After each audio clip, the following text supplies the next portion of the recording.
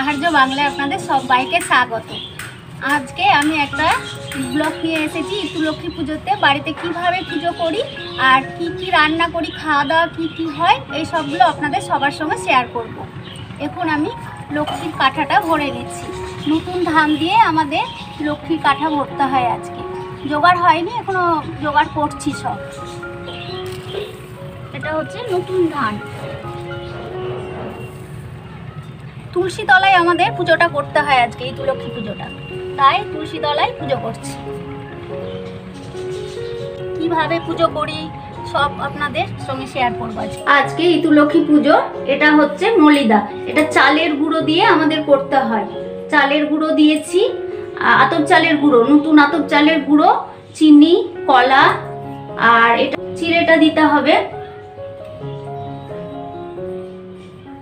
এটা চিড়েটা দিলাম, চিড়েটাও কিন্তু নতুন ধানের। এটা হচ্ছে মূলো, মূলোকে কুড়িয়ে এর মধ্যে দেব। মূলো কেটে দিলেও হয়, কিন্তু পুড়ে দিচ্ছি, ভালো লাগবে বলে পুড়ে দিয়েছি। কাজু কিশমিশ, খেজুর গুড়, এখন অল্প করে নারকেল কুড়া দিলাম এর মধ্যে, সঙ্গে ভালো করে নারকেল কুড়াটা দিয়ে মেখে নেব। আর এই বাকি নারকেল কুড়াটা রাখলাম, উপরে ছড়িয়ে দেব। লাগবে দুধ, এর মধ্যে কাঁচা দুধ দিচ্ছি, কাঁচা দুধ আর সামান্য করে গঙ্গার জল দেব। একসঙ্গে ভালোভাবে মেখে নেব। এটা হচ্ছে ইতুলক্ষ্মী পুজোর মেন প্রসাদ এটা। আর এইখানে ফলগুলো কেটে রেখে দিয়েছি। এটা হলেই মোটামুটি আমার জোগাড় রেডি হয়ে যাবে। তারপর তুলসী মন্দিরে গিয়ে পুজোটা করব। সামান্য করে ঘি দেব আর অল্প করে গঙ্গার জল দিলাম, একসঙ্গে মেখে নেব।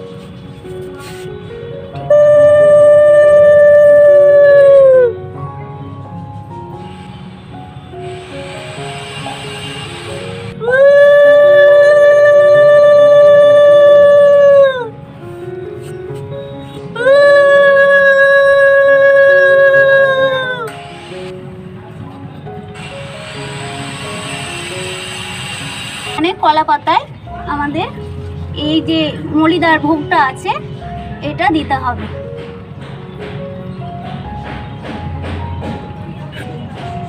আর এই কাঠার উপর দিয়েছি একটু সোনা দিতে হয় আর চাঁদি দিতে হয়। সোনা আর চাঁদি দেওয়া আছে, ধানের কাঠাটা ভরেছি যেটা, ওর উপরে দেওয়া আছে সোনা চাঁদি। এইভাবে 7টা কলা পাতাতে আমাদের সব জায়গায় দিতে হবে। এটা বাড়ির মধ্যেই 7 জায়গায় দিতে হবে কলা পাতাতে এভাবে।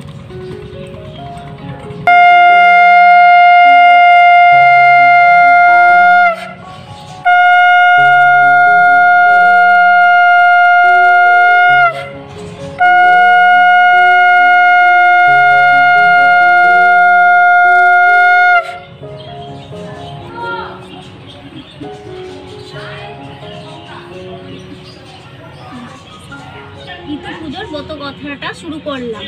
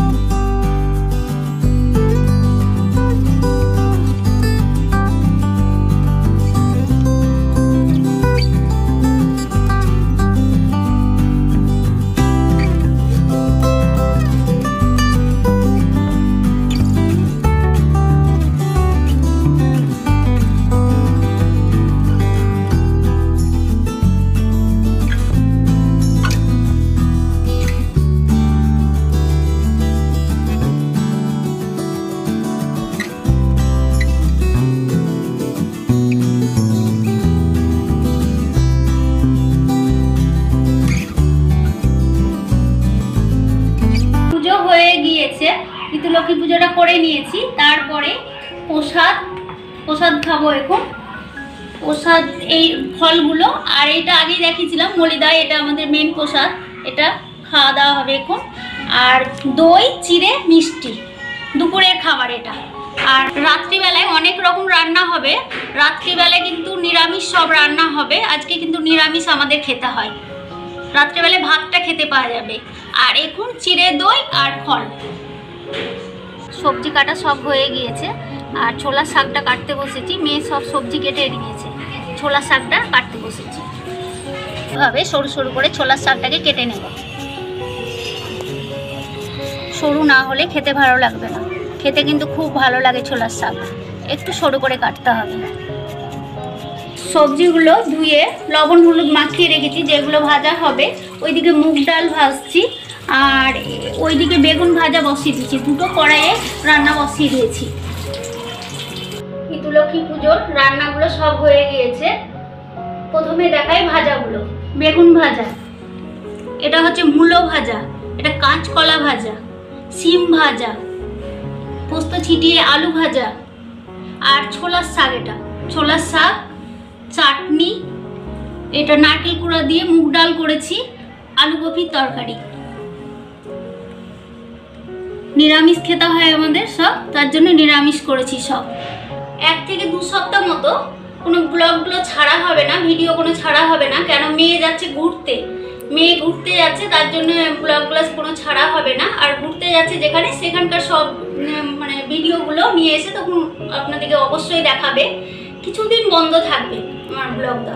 আর ব্লগটা এখানেই শেষ করছি। যদি ভালো লাগে লাইক করবেন, শেয়ার করবেন, কমেন্টস করবেন, আর অবশ্যই সাবস্ক্রাইব করবেন। পাশে থাকা বেল আইকনটি প্রেস করবেন। দেখা হচ্ছে আবার কোনো নতুন ভিডিও নিয়ে। সাবধানে থাকবেন, সুস্থ থাকবেন।